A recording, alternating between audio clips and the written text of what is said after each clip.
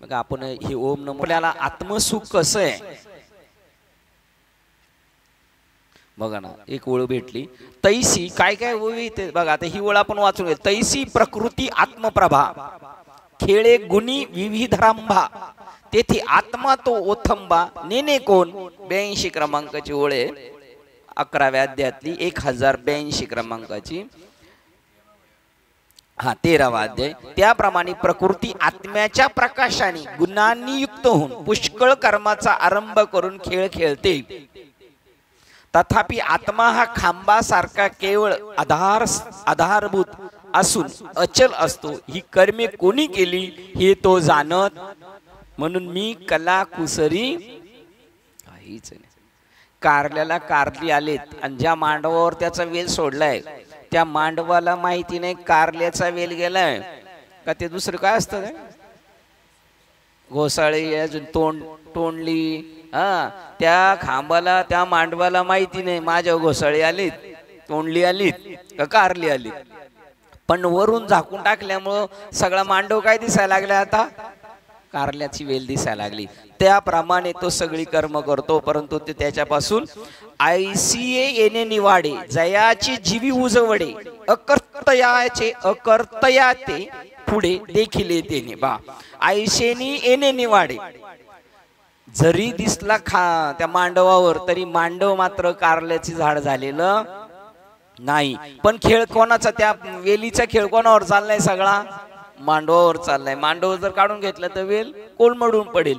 ऐसेनी येणे निवाडे जयाच्या जीवी उजवडे. उजीवडे म्हणजे काय, उजाडलं. अकर्तया ते पुढे देखील येते आणि तो त्याचा करता नाही असं त्याचं झालं. 83 अशा निर्णयाने अनुभव घेऊन ज्याने आपल्या हृदयात आत्मज्ञानाचा प्रकाश पाडला आहे त्यानेच अकर्त्या आत्म्याला पूर्णपणे खरोखर जाणले असे समज. सगळं करून पण आपण काहीच नाही केलं. युद्ध कोणी केलेले, अर्जुनाने केलं, कर्णाने केलं, दुर्योधनाने केलं. कोणामुळं झालं, काय झालं, आणि त्याच्या सगळ्याचा सूत्रधार कोण आहे, या सगळ्याचा सूत्रधार कृष्ण आहे. पण कोणी काय म्हणतंय, त्यांनी केली म्हणतंय, सगळी यांनी केली. फक्त गांधारी म्हणली तिच्या डोळ्यावर पट्ट्या असून सुद्धा हे सगळं कोणी केलं, तूच केलं. मग त्यांनी म्हटलं हो मी केलं, पण तरी हे मजस्तवची झाले परी म्या नाही केले. ऐशे जेने जाणतले तो सुटला गा. या भूमिकेवर ते म्हणतात येरवी तैस अर्जुना होई जे ब्रह्म संपन्नता. 13व्या अध्यायातला आपण 31 नंबरच्या श्लोकला थांबलो. तो आपण 30 पासून परत मागे जाऊ कारण लिंक लागणार. आपले महिनाभराचा बराच फटा पडलाय ना तो. एरवी तैच अर्जुना होई जे ब्रह्म संपन्ना जय्या भूतांकृती भिन्ना दिसती एकी. कधी होणार आपण ते, याचं तारू हाताला लागेल, ब्रह्म संपन्नतेचं जहाज लागेल आपल्या हाताला. कधी, एरवी तैच अर्जुना तरच होई जे ब्रह्म संपन्ना, तो ब्रह्म संपन्न होईल, ब्रह्म मूर्ती होईल. त्याच्याकडं सुसंपन्नतेने ब्रह्म त्याने फक्त जाणलं, अनुभवलं नाही, सगळं उजाडलं त्याला. जय्या भूतांकृती, या आता ह्या भूतांच्या आकृती जरी भिन्न दिसती एकी. बघा आता कसं वाक्य, भिन्न दिसती, भूतांकृती भिन्न दिसती एकी. दिसायला वेगवेगळ्या आहेत पण असायला एक आहे. असं ज्या वेळेला होईल श्लोक क्रमांक 30, जेव्हा या भूतांचा पृथकपणा एका आत्म्यामध्ये स्थित आहे असे शास्त्र व आचार्य यांच्या उपदेशाप्रमाणे पाहतो आणि त्या एक आत्म्यापासूनच भूतांचा विस्तार पाहतो त्यावेळी साधक ब्रह्म बनतो. बघा 30 नंबरचा श्लोक वाचला. जेव्हा भूतांचा पृथकपणा वेगळेपणा जरी पाहिला तरी वेगळेपणा जरी, फुलं वेगळी आहेत त्या ह्याच्यामध्ये वेगवेगळी फुलं आहेत ना, का प्लॅस्टिकच आहे, सगळं प्लॅस्टिक आहे पण दिसतंय वेगळं. हे ज्याने जाणलं त्याला ब्रह्म संपन्नतेचं तारू हाताला लागलं. तारू म्हणजे काय, जहाज हाताला लागलं ते म्हणतात. हे आत्म्यामध्ये स्थित आहे असे शास्त्र आत्म्यामध्ये स्थित आहे, आत्माच आहे हे कधी जाणू शकतो तो शास्त्र. आणि दुसरं आचार्य गुरूंच्या उपदेशाप्रमाणे पाहतो.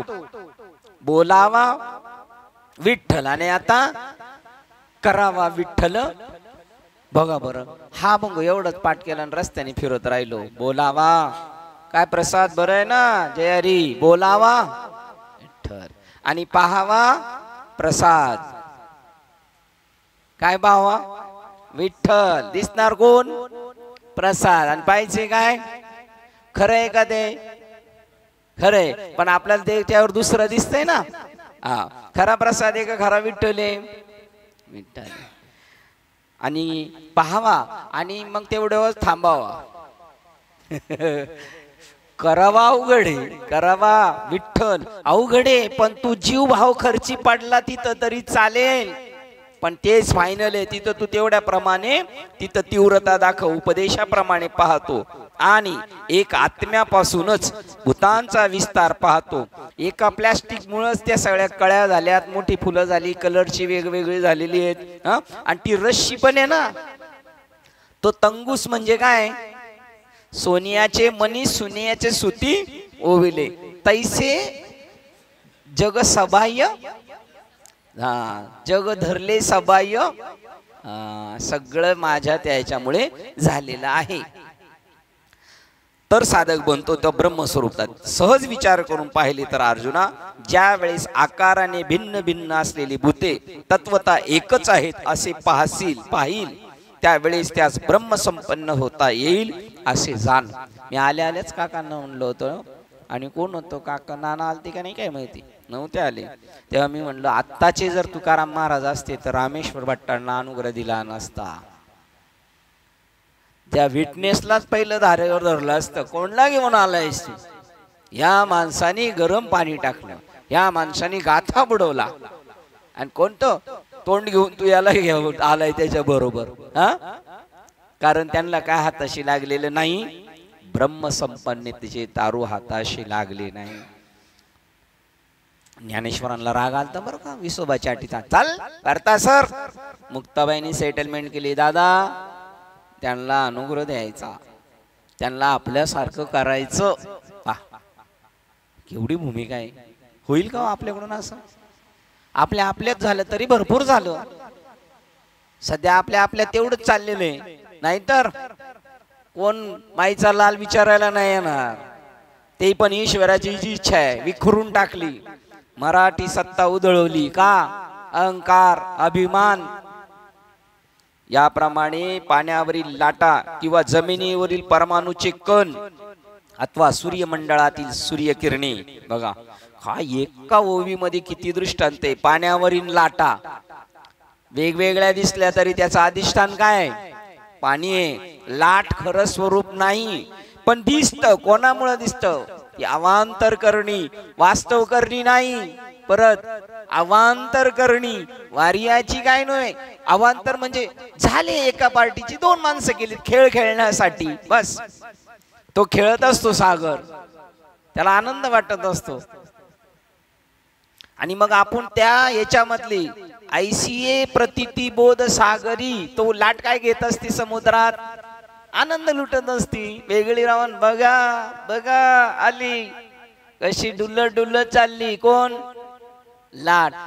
तू त्या लाटे समाने तुला समज. ऐसिया प्रतिती बोध सागरी, तू आपणाते एक कल्लोळ करी.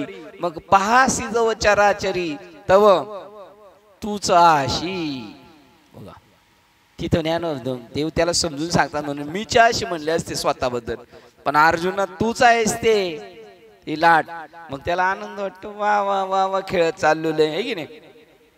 त्याच्यानंतर दुसरं सांगते, जमिनीवरील परमाणूचे कण वर उचलले उडाले तरी ते जमिनीपासून वेगळे झालेले ते जमीनच आहे, पृथ्वीच आहे. तसे आपण जरी पृथक झालो, आकारात वेगळे झालो, तरी गुळाचे 20 खडे केल्यावर एकेकाला नाव वेगळे, एकाला गुळ दुसऱ्याला काय, असं आहे का 20 खडे सगळे कशाचे गुळाचे. हे अमृत अनुभव की मला वाटतं चांगदेव 65 त्याच्यामध्ये उदाहरण आले, 2 पैकी 1. तिसरं उदाहरण, अथवा सूर्यमंडळातील सूर्यकिरणे. हरिपाठ मंडळ सूर्य प्रकाशती सूर्य सर्वाघटी राम देहाय देही एक सूर्यप्रकाशक सहस्र रश्मी. सूर्याचा प्रकाश 1000 किरणांनी झालेला आहे. 1000 किरण आहेत आणि प्रकाश किती आहेत? 1000च. हे आपण 1000 आहेत, लाख आहेत, तरी कसे आहेत आपण? एकच आहे. आयशी अद्वैत कुसरी विरळे जाणे. अथवा सूर्यमंडळातील सूर्यकिरणे, अथवा देहातील सर्व अवयव उजवे वाम भाग तुका म्हणे एकची अंग. म्हणजे एवढं चक्रण डोक्याचे काय? त्याला एवढं सांगावं लागतं. उजवा हात डावा हात एका शरीराचा आहे, म्हणजे एवढं घनचक्कर आहे काय? हे जसं एकाच शरीराचे आहे तसं हे सगळं एकाच अधिष्ठान शक्तीपासून निर्माण झालेलं आहे. बाबा काय म्हणले, एका ठिकाणी गेलो तर एक वेडा आला आणि तो खिळा घेऊन आला. तो म्हणला इसका क्या बनेगा? तर माझ्या बरोबर मोठे साहेब होते तर ते म्हणले चल पागल. तर तो पागल याला म्हणतो पागल आहे. आणि मग बाबांना विचारले काय? बाबा म्हणले याचं विमान बनल, याचं लोखंडाचे अवयव हे बनतील, वस्तू बनतील, है की नाही, रेल्वेचे रूळ बनतील. तो म्हणला आप सही बोल रहे, ये पागल आहे. कोण म्हणतं? पागल पागल म्हणतो मोठ्या माणसाला, आहे की नाही? कारण त्या बाबांनी काय त्याच्यातलं त्याला पाहिलं, अधिष्ठान पाहिलं. म्हणून अधिष्ठान दृष्टीने पाहिलं तर आत्मा, प्रत्येकाचा अहंकार आत्माच. एरवी सर्वांच्या हृदय दिशे मी अमुक आहे, ऐशी बुद्धीची स्फुरे अनिशिती वस्तू मी आहे. हा प्रत्येकाचा अहंकार आत्म्याचा आहे. आणि त्याला जर म्हटलं एक कान्या तर त्याला ते राग येतो. कारण तो स्वतःला काय समजत असतो? आत्मा समजत असतो. आणि आपण त्याला काय समजत असतो? काना समजत असतो. त्यामुळे त्याला राग येतो. ए बैऱ्या, तो म्हणतो आत्मा बैरा नाही, आंधळा नाही, काना नाही. तो तिकडून एरवी सर्वांच्या मी अमुक आहे, मी आत्मा आहे असं समजतो. आणि इकडून त्याला ते झाल्यामुळं त्याला राग येतो.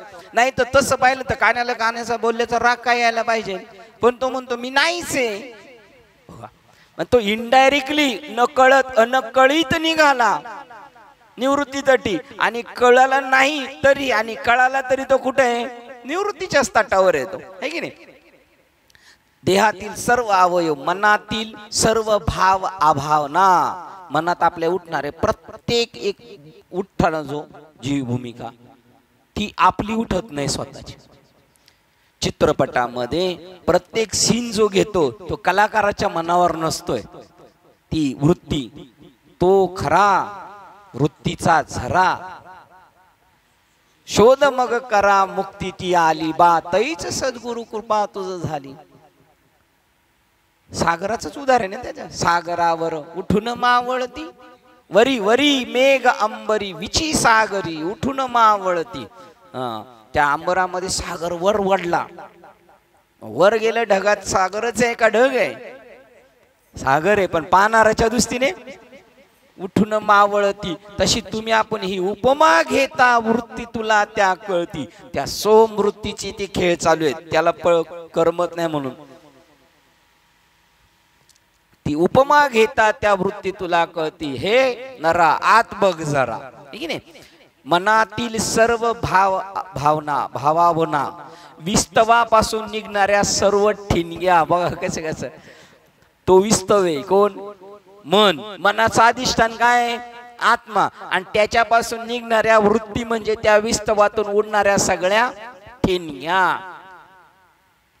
या सर्व गोष्टी आपल्या उत्पत्तीपासून भिन्न दिसल्या तरी आता ठिणगी बाजूला उडाली, प्रकाशाचं सूर्याचं किरण बाजूला दिसलं तरी ते त्यालाच कनेक्ट आहे, त्याला सोडून ते नाहीये. काय 14व्या अध्यायामध्ये 26 नंबर, ती सूर्य किरणे तैशी सोहमवृत्ती अवधारी. सूर्यापासून निघालेली सूर्य किरण ती सोहमवृत्ती अवधारी. त्या पद्धतीने त्या उत्पत्तीपासून भिन्न दिसल्या म्हणजे जिथून निर्माण झालं. लाट आता सागरापासून भिन्न दिसली तरी ती सागरापासून भिन्न नाहीये. दिसल्या तरी ज्या भूमिकेपासून त्या उत्पन्न झाल्या आहेत त्यांच्याशी खऱ्या साम्य तत्वाने एक रूपच असतात.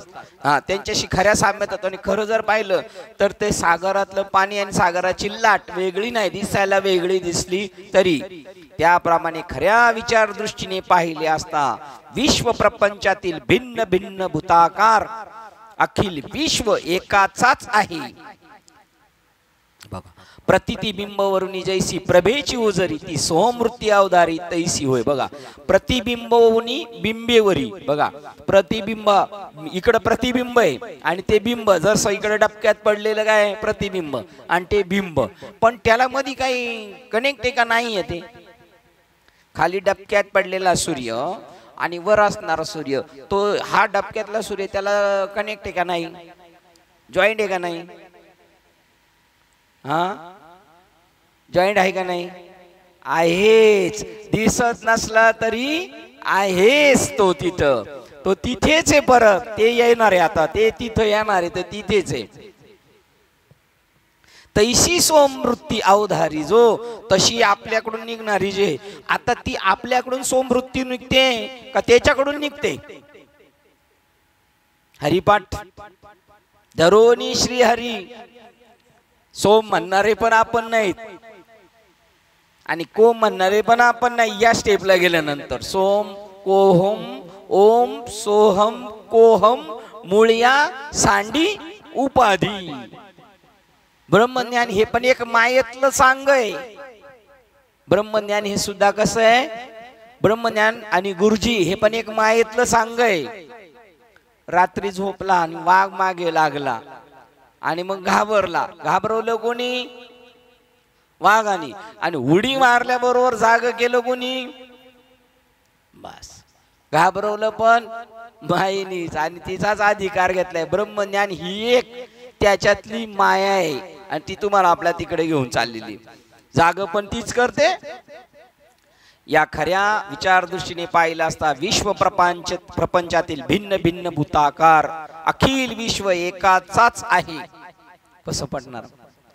आता आपला महाराजांपारखा महाराज होईल का? वाद होईल नाही? धरायचंच त्याला. आता कोणला धरायचं? त्याला धरायचंच. आता कोणला धरायचं? आता कोणला धरणार? धरलं तर किंबहुना एकमेव परमात्मा स्वरूपच आहे अशी दृष्टीने भरेल. पण याचा अर्थ तो बोलणार नाही असं पण नाही. तो धरणार नाही, पण धरलं पाहिजे असं म्हणेल. काय सांगितलं त्या सापाला नारद मुनीने? तू चावू नको, पण फुसकारा तर टाक, म्हणजे लांब पळल ते. एकमेव परमात्मा स्वरूप आहे असे जेव्हा दृष्टीच भरेल, अनुभवास येईल, त्यालाच ब्रह्मरूप संपत्तीचे जहाज सापडले असं वाटलं पाहिजे. ही वस्तू आपल्याला आकर्षित करते ना, ही कृष्ण आहे समजायची. ग्रंथ आकर्षित, कोणताही ग्रंथ आकर्षित करतो, म्हणून ग्रंथ नव्हे हा श्रीकृष्ण. आणि हे सुद्धा काय? याची सेवा म्हणजे कृष्णाची सेवा आहे. तनु काया वाचा म्हणे, याची म्हणजे कृष्णाची सेवा आहे. अर्जुनाचे निव्याजे गीता प्रकाशून श्रीराज, ही अर्जुनाने सेवा केलेली. कोणाची? गीतेची, म्हणजे भगवान कृष्णाची. त्याप्रमाणे खऱ्या विचार दृष्टीने पाहिले असता विश्व प्रपंचातील भूत भिन्न भिन्न भूताकार अखिल एक विश्व एकाचाच आहे. किंबहुना एकमेव परमात्मा स्वरूपच आहे अशी दृष्टीच भरेल. एकाचाच आहे हे म्हणणं सुद्धा थोडस, आपण सगळे एकच आहोत हे म्हणणं आणि आपण एक आहोत असं वाटणं पण नाही. म्हणजे ज्या वेळेला एखादा महात्मा जेव्हा जंगलात जातो, एखादा भक्त जंगलात जातो, त्यावेळेला त्या जंगलातल्या पशु पक्ष्यांना सुद्धा वाटत नाही हा आपल्यातला वेगळा आपल्यात आलाय म्हणून, आणि यालाही त्यांची भीती वाटत नाही, कारण त्याला हे आपल्यापासून वेगळे वाटत नाही, दोघांना पण.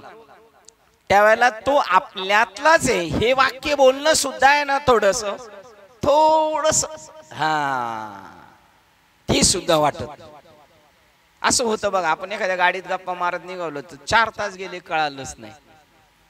त्यावेळेला आपण पूर्णपणे त्या विषयाशी पूर्ण एकजीव झालेला. तो आपल्या बरोबरचा तो गाडी, आजूबाजूचा परिसर, तरी आपल्याला कळत नाही किती परिसर काटलाय आपण म्हणून. पर एकमेव परमात्मा स्वरूप आहे असे जेव्हा दृष्टीच भरेल, किंबहुना दोन उद्गारवाचक चिन्ह आहेत ना, किंबहुना एकाचाच नाही, किंबहुना एकमेव परमात्मा स्वरूपच आहे असे जेव्हा दृष्टीच भरेल, मग आपलं प्रत्येकाशी बोलणं कोणाशी होतंय? आपलं बोलणं माणसाशी चालू आहे. आता माणसाशी चालू आहे बोलणं आपलं? नाही. आपलं प्रत्यक्ष बोलणं हे आपण फक्त म्हणायचं, देव देते देव घेते, देवा सगळे व्यवहार येते. आणि व्यवहार सगळे कोणाशी करायचे? आपल्याला शेवटी माणसांबरोबरच आहे की नाही? हे पक्क डोक्यात फिट झालेली आणि ती फिट आपली उतरवायची फक्त एवढ्यासाठी ट्रीटमेंट आहे. एकदा का फिट उतरली परत बाबाला नाही भेटला तरी चालेल, तो प्रत्यक्ष बाबा झाला आणि तो आता अनेक बाबा बनू शकतो. जेव्हा दृष्टीच भरेल, अनुभव असेल, त्यालाच ब्रह्मरूप संपत्तीचे जहाज सापडले. मग तो जिकडे जिकडे पाहिल तिकडे त्याला सर्व ब्रह्मच दिसेल. कोणाला दिसेल? जिकडे जिकडे पाहिल त्याला. कोणाला? आपल्याला. प्रवीण म्हणतो असे दिसेल कधी? जेव्हा आपल्या डोळ्यावरच पडळ जाईल, आहे की नाही? मग तो जिकडे जिकडे पाहिल तिकडे त्याला सर्व ब्रह्म दिसेल. फार काय सांगावे काय? शिंदे दिसतंय? शिंदे दिसेल का? दिसते? काय बोलतेच नाही आता, बोलू शकत नाही. मध्ये बराच गॅप पडलाय, बरेच वेगळं दिसत होतं आता, आहे की नाही? काय माऊली, दिसते का दिसेल? खरं सांगायचंय आपल्याला, दिसते का दिसेल? मग माऊलीन शिंदे पोलादपूर मानो म्हणे, साहेब तुमचं आपलं दिसेल. खरंच तसंच आहे आपलं. आपण प्रयत्नवादी होत, आपण अजून आपल्याला तसे दिसत नाही. नाही तर माझं तुझं आयुष्यात कधी होणार नाही, आपलं होऊ शकत नाही. दिसेल. आणि माऊलींचं त्यांचं होतच नाही कोणाशी. माझं तू शिंदे साहेबांचं पण नाही होत. फार काही सांगावे त्याला अपार सुख होते त्यावेळेला, म्हणून माऊली म्हणावं लागतं त्यांना. आणि सरकार यांच्याकडे म्हणून, पार्था याप्रमाणे तुला प्रकृती व पुरुष याची व्यवस्था, विचार, अनुभव, सिद्ध दाखले देऊन सांगितला. तो यथार्थ समजला ना? समजला ना? हा, काय समजलाय? थेरी समजलेली आहे, कानाला समजलेली आहे, असं अनुभवाला नाही आलेलं. ही खात्री करून घेतात आणि प्रश्नचिन्ह आहे, समजलं ना? आता ओ तुम्ही आम्हालाच काय विचारता? सगळ्यांना विचारा ना, समजलं ना? अरे ज्याप्रमाणे चूळ भरण्यास, बघा काय भाग्य आहे आपलं. चूळ भरण्यास अमृत हातात यावे किंवा ठेवा जसा दृष्टीस पडावा. चूळ भरायला अमृत, तेवढ्याच योग्यतेचा हा प्रकृती पुरुष विवेक लाभ आहे असे मान. हे सुभद्रापते या प्रतिपादनाने अनुभवलेल्या आलेल्या अनुभवावरून आता उलट अर्जुनाने ऑब्जेक्शन घेतलं पाहिजे. देवावर काय हे तुम्ही मला उत्तर द्यायचंय. असा प्रकृती पुरुषाचा लाभ समज, सगळं त्याला दृष्टी दिसल. हे सुभद्रापते, हे प्रतिपादनाने आलेल्या अनुभवावरून तू त्या प्रतीतीविषयी आपल्या मनात जो एक कायम ठाम निश्चय करणार असशील तर तो इतक्यात करू नकोस. कारण यावर बघा काय म्हणले ते, काय देवानी अर्जुनाने का ऑब्जेक्शन घेतलं पाहिजे? असा हे सुभद्रापते का बरं ऑब्जेक्शन घ्यायला पाहिजे अर्जुनाने? तुम्ही का मग मला सारखी आठवण करून देता? तुम्ही सुभद्रापती म्हणून तुम्ही असं ऑब्जेक्शन घेतलं पाहिजे. हे सुभद्रापती या आपल्या प्रतिपादनाने आलेल्या अनुभवावरून तू आपल्या प्रतीतीविषयी आपल्या मनात जो एक कायम ठाम निश्चय करणार असशील तर तो इतक्यात करू नकोस. कारण यावर तुला आणखी एक दोन गहन गूढ विचार मी सांगणार आहे. ते तू आपल्या मनात म्हणशी जामीन, त्या मनाला जामीन म्हणून दे व मग तो विचार घ्यावे साठोवाटी तित्ताची. तू मला त्याच्याबद्दल मन दे, मग मी तुला तो बोध देतो. याप्रमाणे भगवंतानी बोलून सांगण्यास आरंभ केला. तेव्हा आपले सर्वांग अवधानमय करून अर्जुन ऐकण्यास तयार झाला. फक्त कानाने ऐकतो ना, त्याला नीट लवकर पार मारत कळणार नाही. सर्वांगाने जेव्हा आपल्याला ऐकायची सवय लागेल त्यावेळेला मग मात्र आपल्याला परमार्थ लवकर कळेल. आता आपल्याला कशी सध्या ऐकायची सवय, कानाने सुद्धा नीट ऐकता नाही येत म्हणून ते 2 कानात अजून टाकायचे, तर त्यातलं कधी कधी अर्ध आतच राहतं, है की नाही. कानाने नाही सर्वांगाने ऐकलं अर्जुनाने तर आपली त्वचा सुद्धा ऐकायचं काम. यांच्यात स्पर्धा चालते, यांच्यात स्पर्धा चालते. कानाला ते म्हणतात तूच काय ऐकणार आहेस, एवढा हुशार समजू नको, मी पण ऐकणार आहे. कोण म्हणतं? त्वचा म्हणते, प्राण म्हणतो मी ऐकणार. सगळ्यांची स्पर्धा चालते. अशी स्पर्धा झाली पाहिजे आपली इकडे. हा मग काय सुटल बरं? यांनी नाही पाहिलं तर तो तरी पाहिल ना, ऐकेल ना. आता 31 नंबरच्या श्लोकाकडे आपण येतोय. हा परमात्मा अनादित्वामुळे निर्गुणात्वामुळे अक्षय आहे. कशामुळे अक्षय आहे? निर्गुणात्वामुळे. गुण असला का मग अक्षयात नाही येत, क्षयात येतो. देव आले ना, देव गेले, इथे नाही औरू आले अवतार, म्हणजे अवताराच्या दृष्टीने क्षयाला विलयाला गेले की नाही. आणि तत्वरूपाने देव मात्र आहे. मग तत्वरूपाने ना तो अक्षय आहे. हे कुंती पुत्रा, हा शरीरात स्थिर असलेलाही काही करीत नाही व कर्मफलाने लिप्त होत नाही. हे पटेल आपल्याला, काहीच करत नाही. आपल्याला पटणार नाही, आपण काही करत नाही. आपल्याला सारखे मनामध्ये येतं, आपण असं करतो, आपण तसं करतो, आपण असं करायला पाहिजे, आपण असं करायला नाही पाहिजे. आणि आपण प्रवचन करताना ऐकताना काय म्हणतो? आत्मा काही करत नाही. आणि आपण असं करतो आणि आपण तसं करतो. म्हणजे आपण कोणता चार्ज घेतलेला आहे? प्रकृतीचा घेतलाय का पुरुषाचा घेतलाय? म्हणजे देहाचा घेतलाय का आत्म्याचा घेतलाय? हा त्यावेळेला म्हणतो असं करायला पाहिजे, तसं करायला पाहिजे. आणि देहाचा असताना जर तो म्हणला मी अग्निरूप झालो, तुझे शरीर अग्निरूप होणार आहे. आत्मा अग्निरूप आहे असं तुला वाटत नाही. तो काही स्पर्श करून घेत नाही, तो काही करीत नाही व कर्मफलाने लिप्त होत नाही. केलंच नाही. मी शेंगा खाल्ल्या नाहीत, पण व्यवहारात शेंगा खाल्ल्यात की नाही, तरी मी खाल्ल्या नाहीत असं म्हणायची ताकद आहे का? अर्जुनाने लढाई केली का नाही केली? केली का नाही? लढाई केली का नाही केली? केली का नाही केली? हा व्यवहारिक विषय केली, तरी त्यांनी काय समजायचं? हे मजस्तवाची झाली, मी नाही केली. आयुष्य जाणी तले. मग कोणी केले त्याचं उत्तर पण द्यायला लागेल. कोणी केले? केले का नाही? झाले का नाही झाले? एरवी होय जाय, हा एरवी होय न जाय, हा बोलूच फक्त राय. हा डोंबा बडिया गवाळा एरवी होय न जाय. रशी भविष्यमाने जी होती ती मज वेगळी नाही. हा बोलची बरी एरवी होय नाही. भविष्यमान होती आणि आता आहेत. हा हा हा ती तुली मीच. हा हा म्हणजे मागे होऊन गेली ती मी, पुढे होतील ती मी, आणि आता आहे ती मी. आणि खरं सांगू का, हे काही होत नाही काही जात नाही. मग काही नादी लावायचं काम आहे का? हा होत नाही जात नाही म्हणून आत्मा जन्माला येत नाही आणि आत्मा मरत नाही. पण हे कोणाला कळणार? जो आत्मभावावर गेलेला आहे तो. देहभावावर येतो जन्माला येतो, त्या बाबाची 75वी 80वी 90वी साजरी करावंच लागणार. कारण तो कोण आहे? तो शरीर आहे. तो बाबा शरीर आहे, आत्मा नाही. या अर्जुना ज्याप्रमाणे सूर्य प्रतिबिंब, अर्जुना ज्याप्रमाणे सूर्याचे प्रतिबिंब पाण्यात पडले असता ते सूर्यबिंब त्याच पासून अलिप्त असते, पाण्याने ओले होत नाही. कसं गळी उतरल बरं? उतरल आपल्या गळी.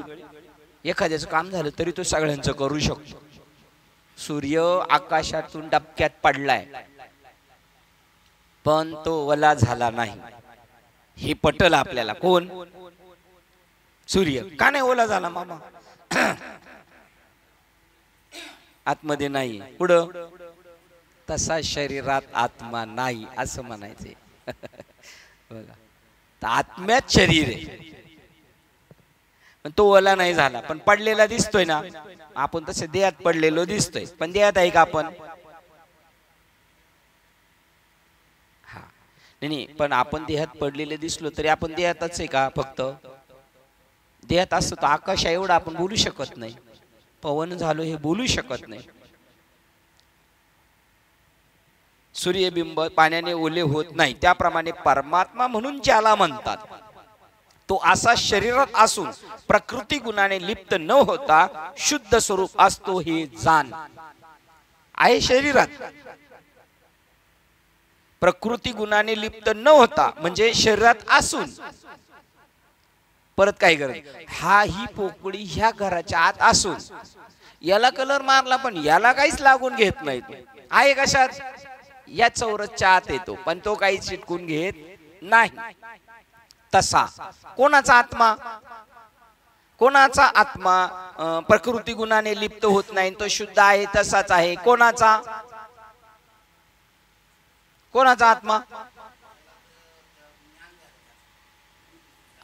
हस, ज्याला ज्ञान झालं त्याचा, आणि ज्याला ज्ञान नाही झालं त्याचा.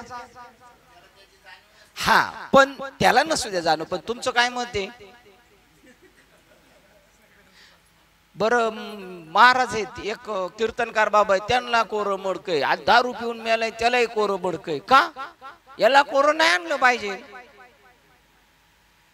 ज्याच्या दारूची भट्टी तयार होती, ज्याच्या दारू झालेली तीच मडकी याला आणली पाहिजे. हा दारू पेलाय तरी सुद्धा हा दारू पेलेला नाही, म्हणून मागे झाले पाहू नका. मी आहे बसा, शेंगा खाल्ल्यात पण तरी म्हणायचंय मी खाल्ल्या नाही. कोणाचा आत्मा लिप्त होत नाही? प्रत्येकाच्या हृदयातला आत्मा सगळं करून परत काहीच करत नाही. कारण हे किरीटी सूर्य पाणी उत्पन्न होण्याच्या पूर्वी, अगोदर व नंतरही होता, त्याप्रमाणे कायम असतो. डबकं आता झालं पावसामुळं, त्याच्या अगोदर पण सूर्य होता, आणि डबकं आटलं तरी, शरीर असलं तरी आत्मा आहे, आणि शरीर नसलं तरी आत्मा आहेच. पाण्यात तो प्रतिबिंब झाल्याची दृष्टीस पडते, परंतु इतर अज्ञानी लोकांच्या दृष्टीने त्यास ते प्रतिबिंब सूर्यच भासते. याप्रमाणे आत्मा देहात आहे असे जे म्हटले जाते ते काही खरे नाही. तर देह उत्पन्न होण्याच्या पूर्वीपासून तो आत्मा जेथे होता तेथे आहे, आणि नंतर देह गेल्यावरही असतो. देहात असतो, देहात आहे हे म्हणणे खरे नाही. म्हणजे देह त्याच्यावर आलेला आहे. मडका तयार व्हायच्या अगोदरही आकाश होते, मडका असतानाही आकाश आहे, आणि मडकाचा नाश झाला तरी आकाश आहे.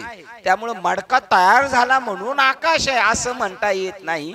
तसं तुमच्या शरीराच्या हालचालीमुळे याच्या शरीरात आत्मा आहे असं पण म्हणता नाही.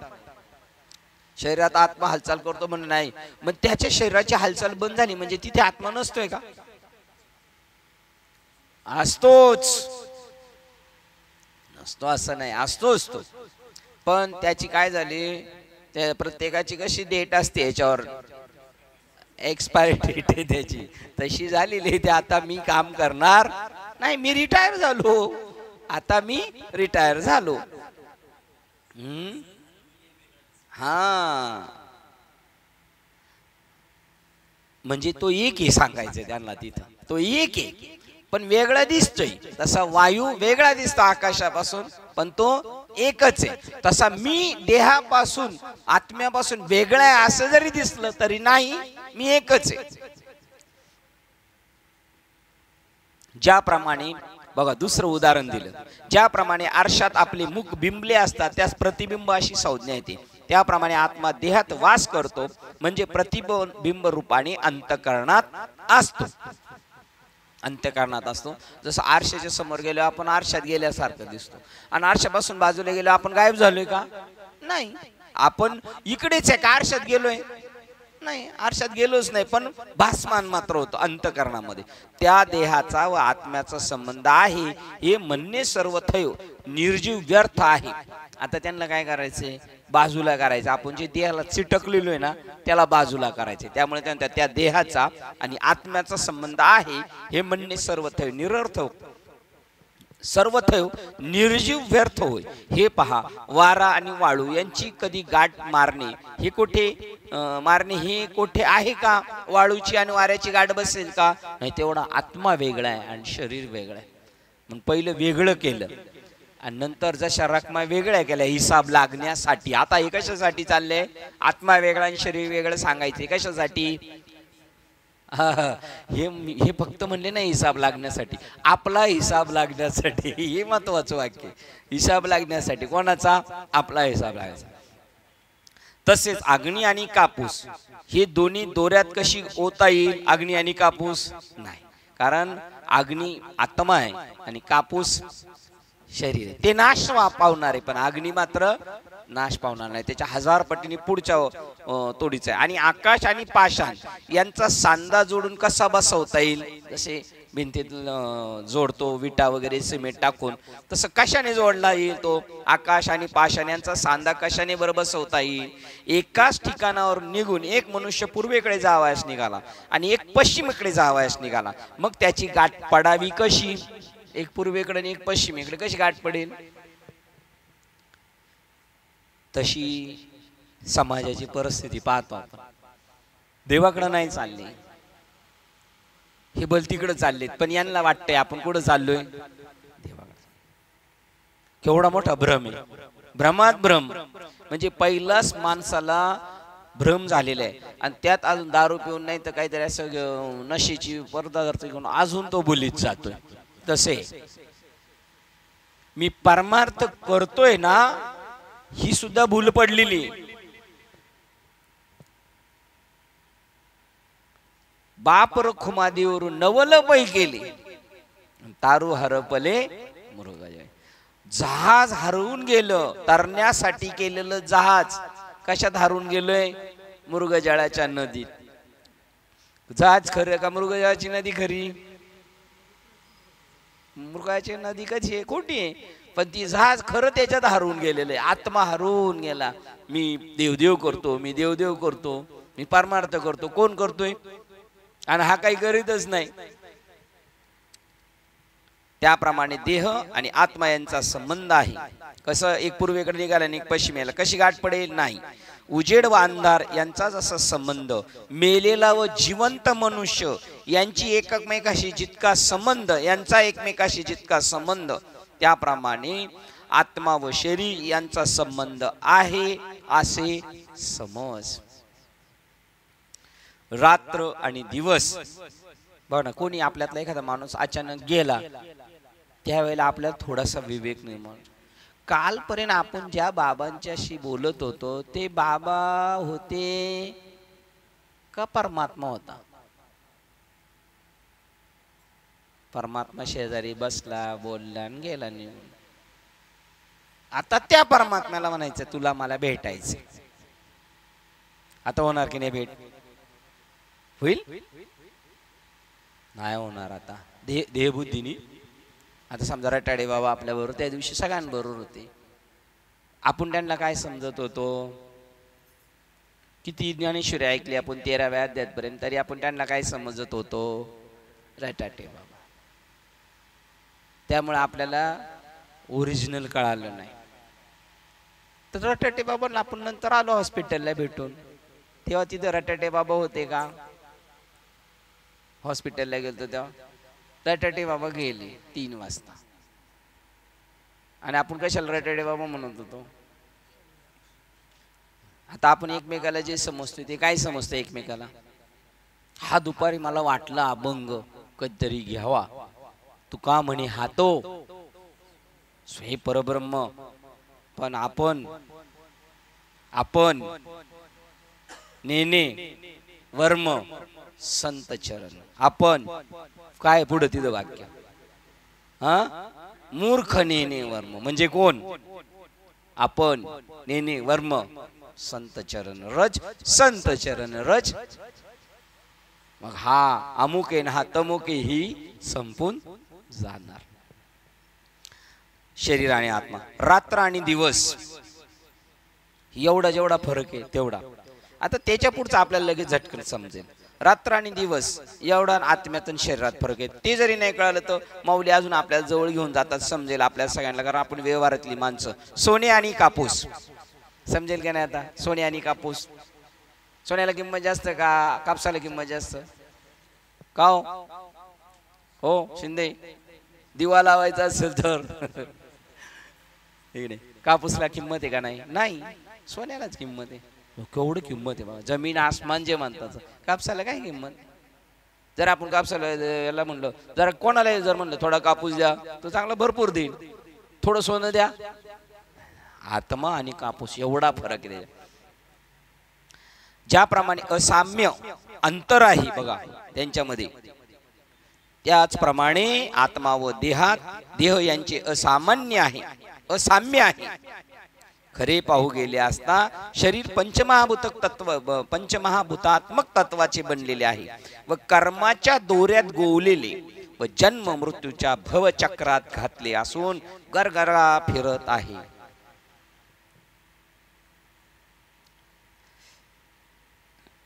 कालरूपी अग्नीच्या तोंडात लोण्याच्या गोळ्याप्रमाणे हे शरीर घातलेले असून माशी पंख फडफडवते. त्यास जितका वेळ लागतो तितक्याच थोड्या वेळात हे शरीर नाहीसे होते. बाळासाहेबांनी आम्ही त्या हॉस्पिटलच्या खाली बाहेर उभं होतो आणि त्या मधल्या गल्लीत बघा ते एक साईबाबाचा मोठा फोटो आहे. त्यांचे घर आहे बघा, ते स्वतंत्र नेहमी करतात साईबाबाचा उत्सव. ते आले बाळासाहेब म्हणले काय चाललंय हे, काय झालं, काय चाललंय हे सध्या? काल आपण बरोबर होतो आणि आज काय झालं? म्हणजे सगळ्याचे जबाबदार कोण? बाळासाहेब असेल ना. काय चाललंय, काय झाले? कालपर्यंत बरोबर होते, काल बोलले मसले ना आज गेले. कुठून कुठे गेलो आपण? हा, माशी पंख पाखडे, काळनळाची तोंडी घातली लोणियाची उंडी. एवढ्या क्षणात आपण शरीर रूपाने नाश पावणार आहे. गॅरंटीच नाही म्हणत. माहिती आहे का कोण? त्यांना सुद्धा नाही माहिती. त्यांना ऍडमिट केलं तेव्हा त्या हॉस्पिटलमध्ये त्यांच्या पाहुण्याने विचारलं तुमचं मेडिक्लेम आहे का? ते म्हणले नाही मेडिक्लेम, पण पैसे आहे ना आपल्याकडे. एवढं वाक्य बोलून ते ऍडमिट झाले. माहिती का आपल्याला? त्या ताई आल्या का त्या कालच्या, त्या म्हणल्या माहिती पडतं अगोदर है का नाही? माहिती पडतं म्हणले, मरायच्या अगोदर माहिती पडतं. थोडस अगोदर लय दिवस माहिती पडलं तर बरोबर, म्हणजे मग मस्ती तरी करणार नाही आपण, है का नाही? माहिती पडलं भाऊ आपल्या आता एवढा कार्यक्रम तेवढ्याच दिवसाचा आहे, मग शांत राहू. ते जास्त कार्यक्रम करतील उरकून घेतील तारखा घेतील. तुमचं येऊन जाऊन फक्त बाबाच लोक तुमच्या डोक्यात आहेत.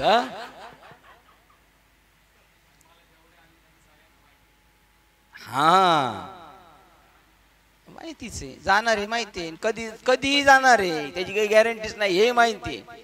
तरी हा तुम्ही त्यांना म्हणता आणि 6 वर्ष FD ला टाकले ते पतपेढीमध्ये, तुम्ही महाराजांनी 3च वर्षाची गॅरंटी घेतली. मग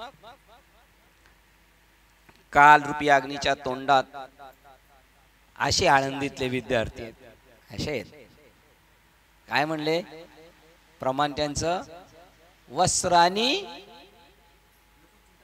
नको आणि नको चिंता करू, वस्त्रानी पोटाचीच ना आहे त्या माऊली आमची पांडुरंग. मामी बोलल्या का? किती त्यांचं हे, उद्या काय मिळेल का नाही काय नाही असं राहायचं आपल्याला सांगितलंय संसारात. आणि आपण अशीच राहतो, पक्षी अंगणी उतरती ती का गुंतवणी राहते.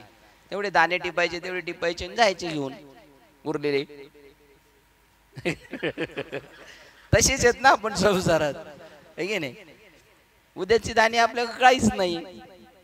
काल रूपी अग्नीच्या तोंडात लोण्याचा गोळा ज्याप्रमाणे गोळ्याप्रमाणे हे शरीर घातले असून माशी पंख आपले पंख फडफडवते, त्यास जितका वेळ लागतो तितक्याच थोड्या वेळात शरीर नाहीसे होते. त्याचा परिणाम काय आहे तो पा. हा देह कदाचित अग्नीत पडला तर त्याची राख होऊन उडून जातो व कोल्ह्या कुत्र्याच्या तावडीत हा देह सापडला तर याची विष्ठा बनते. हे कपिलध्वजा, या दोन प्रकारातून जर हा देह चुकलाच तर ज्या ठिकाणी हा देह पडेल त्या ठिकाणी यामध्ये किडे व आळ्या यांचे पुंजकेच्या पुंजके होतात. अशा रीतीने या देहाचा वाईट परिणाम होतो. या देहाची अशी दशा. परंतु आत्मा तर असा आहे नित्य सिद्ध.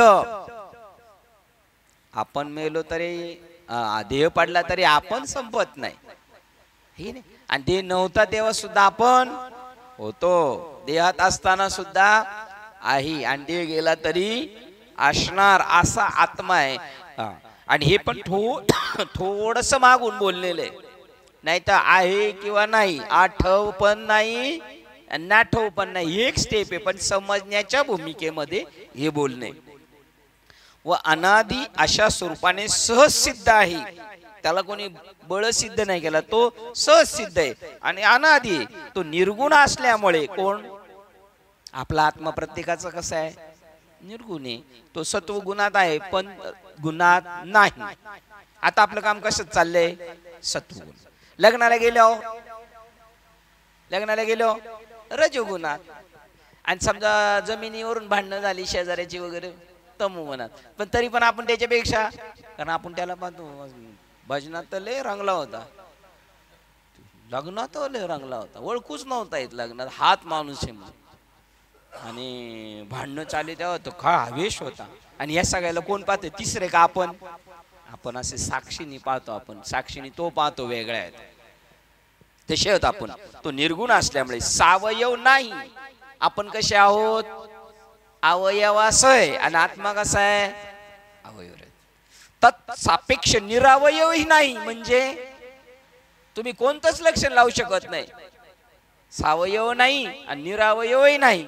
नाही म्हणलं तर आहे असं दाखवतो. क्रिया करणारा नाही आणि त्याच्याशिवाय काही होत नाही, व क्रिया न करणाराही नाही. तसाच रोडका नाही अथवा लठ्ठ नाही. तो निराकार असल्यामुळे दृश्य नाही व अदृश्यही नाही. मग काय पाहतोय, सगळं काय पाहतो, सगळं तोच पाहतोय आपण.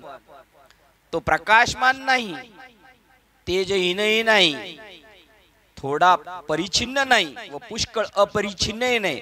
थोडा नाही आणि मोठा नाही, ही कोणतेही सापेक्ष भाव त्याला लागत नाही. तो त्याच्याही पलीकडेच आहे. व तो शून्य म्हणजे अत्यंत निर्विशेष असल्यामुळे रिकामा नाही व तत्सापेक्ष भरलेलाही नाही. अशा विरहित नाही, कशा विरहित नाही व तत्सापेक्ष कशा सहितही नाही. काही धरूनही नाही आणि काही सोडून नाही. कशाला सोडून नाही तो, आणि कशालाही तो धरून नाही.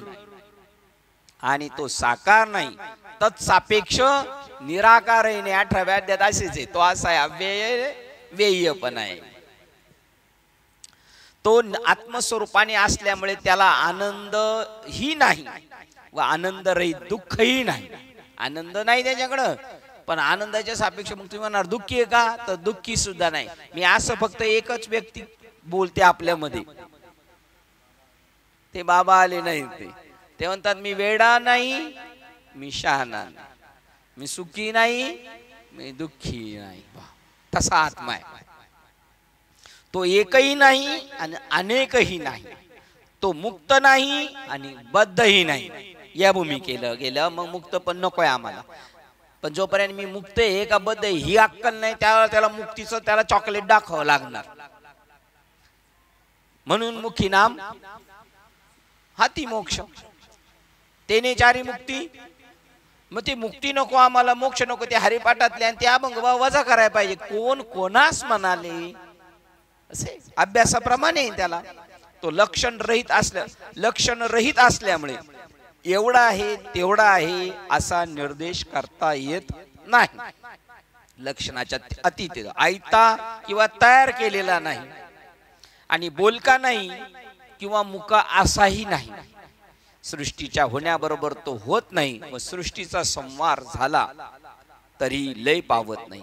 आणि हा असणे व नसणे या उभयताहून अतीत या दोन्ही स्थितीच्या लक्ष लयस्थान आहे. असणे कोणतंही लक्षण त्याला लागू पडत नाही. हा अव्यय असल्यामुळे मोजता व त्याचे वर्णन करता नाही. हा वाढता अथवा हा वाढत अथवा कमीही होत नाही, अथवा विटत नाही किंवा खर्चही होत नाही. अविटगे माय, त्याचा विट येत नाही आणि तो संपत नाही, खर्च होत नाही. हे प्रियोत्तमा, असे ज्या आत्म्याचे स्वरूप आहे तो देहात आहे असे जे म्हणतात त्यांचे ते म्हणणे. आता तुमच्या प्रश्नाचं उत्तर आहे, मठात असलेल्या आकाशाला आकार मानून हे मठाकाश आहे हे म्हणण्याप्रमाणे आहे. देहात आहे म्हणावं लागेल. मडक्याच्या आत, मठाच्या खोलीच्या आत आणि खोलीच्या बाहेर म्हणून त्यांना 3 नाव पडली एकाच आकाशाला, मठाकाश, घटाकाश आणि महदाकाश. तसेच आत्म्याच्या व्यापक अखंड अस्तित्वावर देहांकृती उत्पन्न होतात. त्या माठाच्या आकारामुळे त्या आकाशाला आकार आला. कशामुळे गोल झाले आकाश? हे चौकोनी आकाश कशामुळे झाले? ह्या भिंतींमुळे, नाही तर ते पहिलेच आहे. तसेच आत्म्याच्या व्यापक अखंड अस्तित्वावर देहांकृती उत्पन्न होतात व जातात, तरी पण देह उत्पन्न झाला म्हणून तो देह धारण करीत नाही व नाश. पुढे एक वाक्य गेलं का? आकारात मानून मठाकाश हे म्हणण्याप्रमाणे तसेच आत्म्याच्या व्यापक अखंड अस्तित्वावर देहांकृती उत्पन्न होतात, देह येतात. ही पोकळी आतमधली पोटातली पोकळी, त्याच्यावर ही आकाश झाले, पंचमहाभूताचं शरीर झाले. आणि त्याच्या आतमध्ये पण आहे आणि बाहेर पण आहे. त्याच्या आतमध्ये आहे आणि त्याच्या बाहेर आहे. हे तुम्ही केव्हा बोलताय? त्याला गृहीत धरले म्हणून. तो जर वजा केला तर आत पण विषय राहत नाही, बाहेर आणि आत हे कोणाच्या संबंधाने झाले? या खोलीच्या आत बी आकाश आहे, बाहेर बी आकाश आहे. या उपाधीमुळेच झालं ना बोलणं. उपाधी नसते तर आत आणि बाहेर म्हणणं आहे का? नाही. बरं, जी भिंत आहे ती कशात आहे? ती बी आकाशातच आहे. मग त्यामुळे तो आधी मध्य अंती सगळीकडे तोच.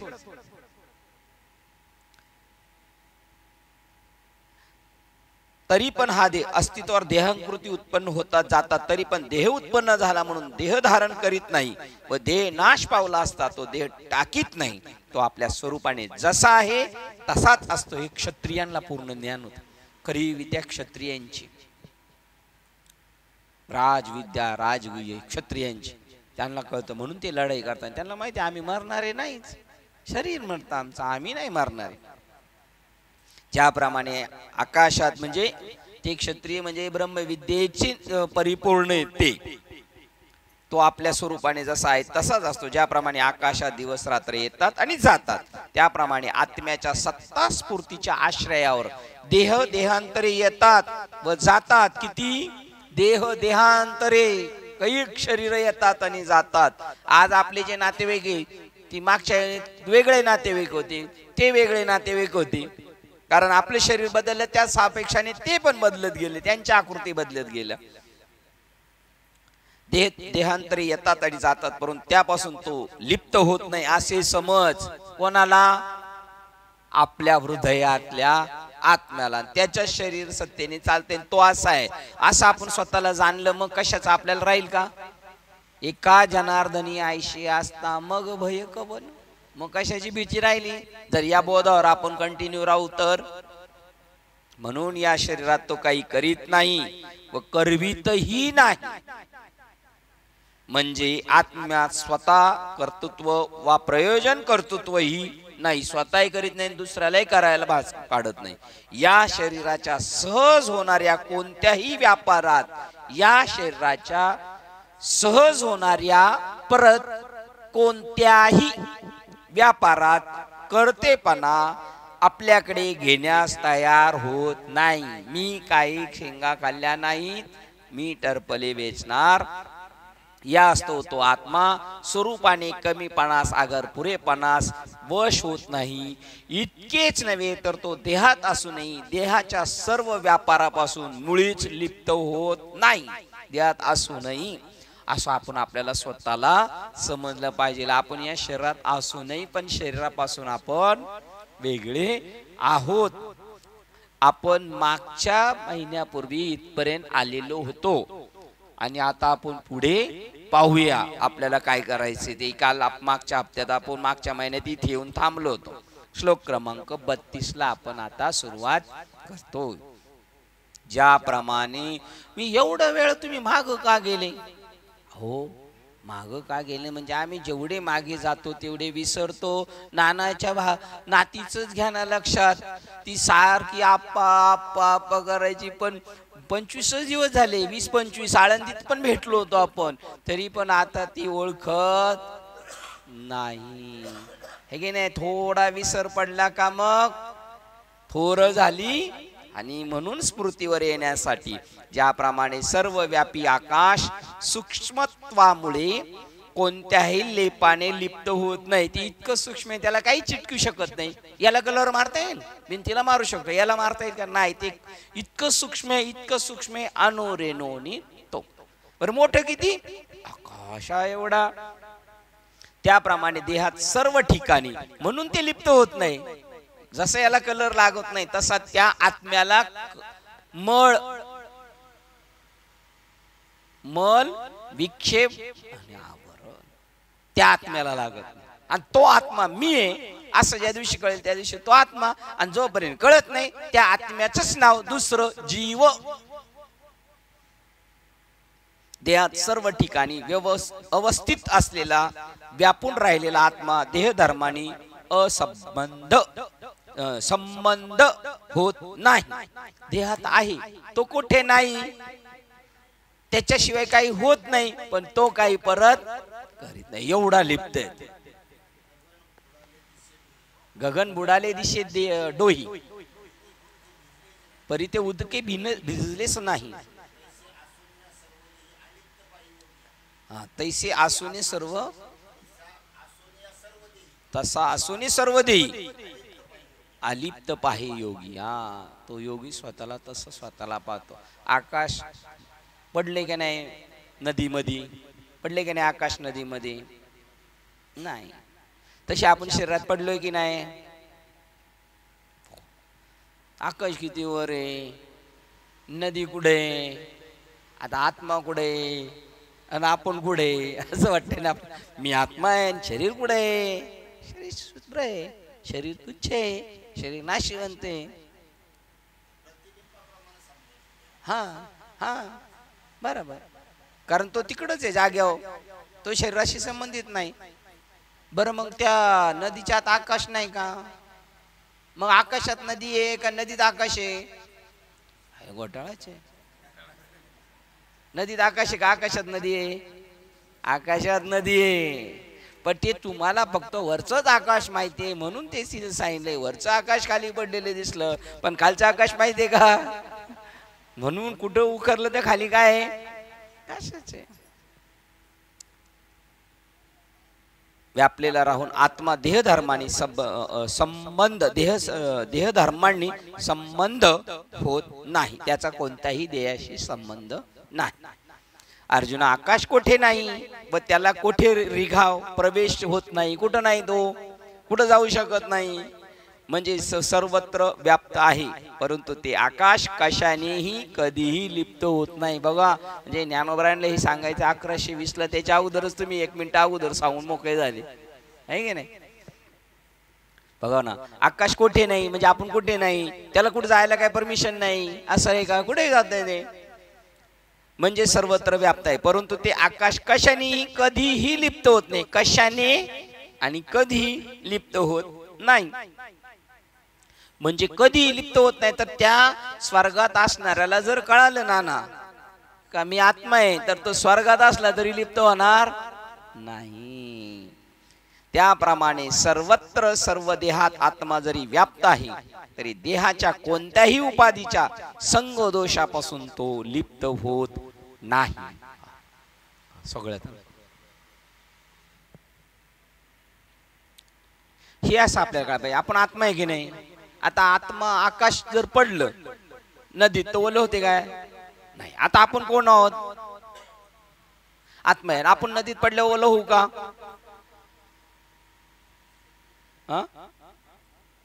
कपडे ओले होतील ना ओलं होईल का नाही आपण, मग काय कपडे ओले होतील. हा, हे कपडेचे तैसे जीर्ण वस्त्र. म्हणून ते म्हणतात साधू नदीत स्नान करून आला तरी त्याचं पाण्याचा संबंध येत नाही, तो ओला होत नाही. ही लोक म्हणतील काय येडे बनवलं काय, एवढे आम्हाला येडे समजता काय तुम्ही म्हणून साधूचं बोलणं लवकर कळत नाही. वर तर वारंवार शुद्ध तत्वाचे हेच खरे लक्षण तू ध्यानात ठेव की क्षेत्र म्हणजे शरीर व त्याचे धर्म याहून क्षेत्रज्ञ म्हणजे आत्मा अगदी निराळा आहे. क्षेत्राचे धर्म वेगळे आणि क्षेत्रज्ञाचे धर्म वेगळे. आत्म्याच्या सत्तेच्या संबंधाने शरीराला भूक लागल्याशिवाय राहणार, पण आत्म्याला भूक लागत नाही. आत्म्याच्या सत्तेच्या संबंधाने शरीराधिकाच्या ठिकाणी चेष्टा दिसल्या. काय चालल्या त्या, हे आपल्या प्रवचन ऐकणे ही काय आपली. आणि लग्नात जरी रंगलो आपण तरी, आणि भांडणं चेष्टा. काय प्रमाण आहे तुकारामात, निश्चळ बैसोनी करू, फावल्या त्या करू चेष्टा. त्याच्या पुढं निश्चळ दृष्टा बैसोनी फावल्या त्या करू चेष्टा. हा, आता कोणतंच कर्तृत्व राहिलं नाही. काय सुरुवात आहे परत त्याची, सुरुवात हा त्याचं दुसरे का, फावल्या त्या करू चेष्टा. जे शक्य असेल त्या करू चेष्टा. आणि निश्चळ एकदम मास्फिट द्रष्टा बैसो, सगळं जागेवर बसून बघायचं.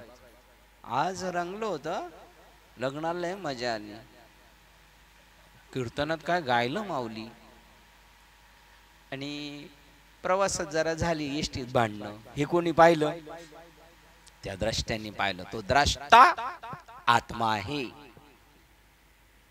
आत्म्याच्या सत्तेच्या संबंधाने शरीराधिकाच्या ठिकाणी चेष्टा दिसल्या तरी देह आत्मा नव्हे. लोह चुंबकाच्या संसर्गाने लोहखंड लिहिलंय, लोखंड नाही, लोहखंड हलते. परंतु आता पुढे लोखंड हे लोह चुंबक नव्हे.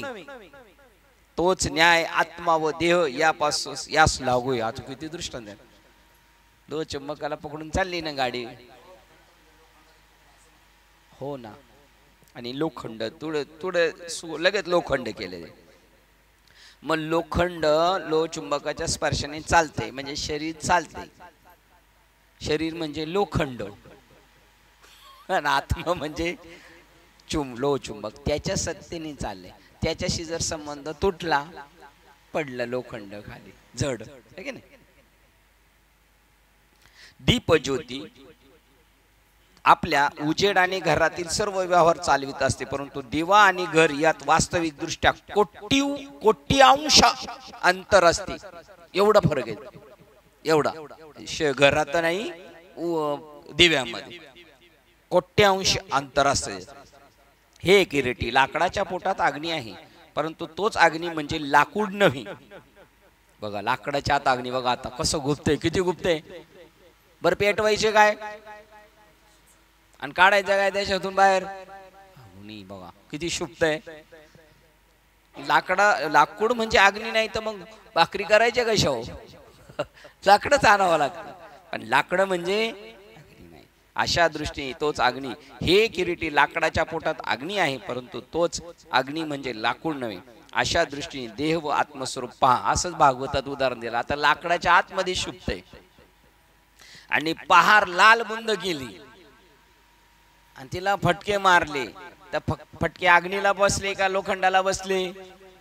हा, पण दिसतात कशाचे, लाल बुंद काय झाली, पहार, पण अग्नीला बिलकुल फटका नाही. अशा दृष्टीने देह आत्मस्वरूप यास पहा. तसेच आकाश व अब्र, सूर्य व मृगजळ यांच्यात ज्या मनाने अंतर आहे, अर्थात अत्यंत भिन्नत्व आहे, त्याच मानाने देह आत्मा यामधील अंतर भिन्नत्व आहे. मागे दिलेल्या दृष्टांताद्वारा बुद्धीच्या डोळ्याने पाहशील तर, कोणत्या डोळ्याने? बुद्धीच्या डोळ्याने पाहशील तर. श्लोक क्रमांक शेवटचा 28वा वाचतोय.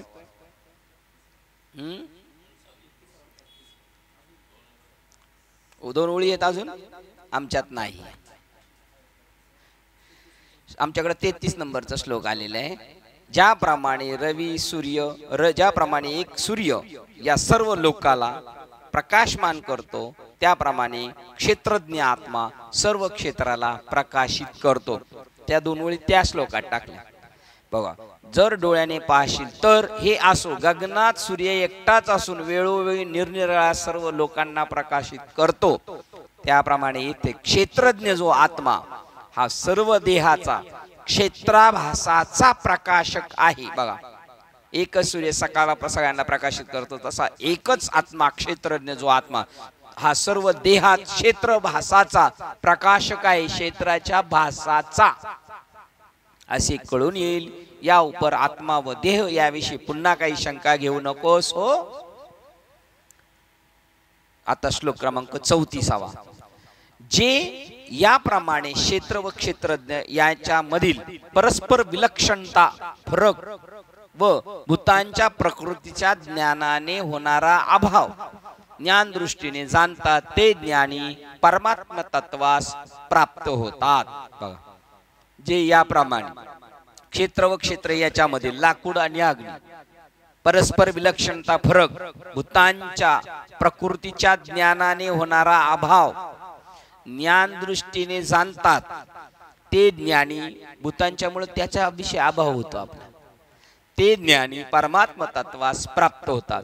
हे शब्द तत्वज्ञा तीच बुद्धी जाणती डोळस म्हणावी की, जिच्या योगाने क्षेत्र व शरीर व क्षेत्रज्ञ आत्मा या दोहोंमधील अंतर म्हणजे अत्यंत भिन्नत्व समजते, त्याला शब्द तत्वज्ञानी, त्यालाच खरा बुद्धिमान माणूस म्हणतात, जो शरीर आणि आत्म्यातला फरक.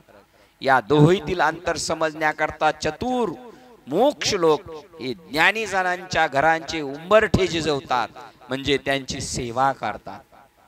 हे समजण्यासाठी आपल्याला बाबाच्या मागे पळायचं. आणि अर्जुना, हे समजण्याकरता जिज्ञासू लोक शरीर रूप शांतिरूप संपत्ती स्वाधीन करून घेऊन शास्त्ररूपी दुबत्या घरी गायी पाळतात, म्हणजे नेहमी शास्त्र अध्ययन विचार करतात. निवाडा करण्यासाठी कशात आपला हिसाब काय, आपलं काय, शांत राहून हे पाहत राहतात. हेच समजण्याच्या आशेने पुरुष योग रूपी आकाशावर चढून जाण्याची मनात एवढी मोठी हाव धैर्य वृत्ती ठेवतात. ध्यानाच्या आकाशात साधनेचा हे समजून घेण्यासाठी शरीर आदी करून सर्व तृणप्राय मानतात. मग ते ही सगळे योग साधना करत असतात. शरीराला किती त्रास झाला त्या गवताच्या काडीप्रमाणे समजतात. आणि जीवाभावापासून संतांच्या पादुका आपल्या डोक्यावर घेतात. याप्रमाणे एवढी काही गरज नाही राहिली, हे काय एवढं पार करायची गरज आहे काय. याप्रमाणे ज्ञानाची साधने करून अंतर्यामी आत्मा व देह यांच्या भिन्नत्वाविषयी निश्चय खात्री करून घेतात. एवढे मास्टर होतात, शरीर म्हणजे मी नाही, आत्मा आहे, काही झालं तर. हा बोध संभाजी राजांना होता, हे क्षत्रियांना हे सगळे बोध होते. देह नाही, पण आहे तोपर्यंत त्याचा उपयोग पण करून घ्यायचा. नंतर शरीर व आत्मा म्हणजे क्षेत्रज्ञ यामधील खरे अंतर आपल्या यथार्थ दृष्टीने पाहतात, तेव्हा भगवान म्हणतात, आम्ही आपले ज्ञानाने बघा एवढं ज्याला कळालं ना, तर देव म्हणतात मी माझ्या ज्ञानाने त्याला ओवाळतो. यथार्थ दृष्टीने पाहतात तेव्हा भगवान म्हणतात, आम्ही आपले ज्ञानाने त्याच्या ज्ञानाला ओवाळू इतके त्याचे मला कौतुक वाटते. ज्ञानी माणसाची कदर वाटते, ज्ञाना माणसाला भेटावंच वाटतं, त्याच्याबद्दल जी आवड निर्माण होती ना ती देवाला होती. आणि हे फक्त रहस्य कोणाला कळणार माहितीये का? त्या दोघांनाच कळणार, एक देवाला आणि एक भक्ताला, तिसऱ्याला कळू शकत नाही. आम्ही आपल्या ज्ञानाने त्या ज्ञानाला ओळू इतके त्याचे मला कौतुक वाटते. आणि या पंचमहाभूताधिक अनेक पदार्थांच्या व प्राण्यांच्या भिन्न भिन्न रूपाने जी ही लटकी प्रकृती माया पसरलेली आहे, ती प्रकृती शुक्र नलिका न्यायाने जीवाच्या मागे वस्तुता लागलेली नसली तरी ती आपल्या मागे लागली आहे. अशी अज्ञानी जीवास भ्रमाने वाटते मात्र खरे, अशी ही वस्तुस्थिती माहीत असूनही तसा ज्याचा निश्चय झाला आहे. आपण इथे थांबू. हे ज्याला कळालं तो सुटला, त्याला मी माझ्या ज्ञानाने ओळखतो.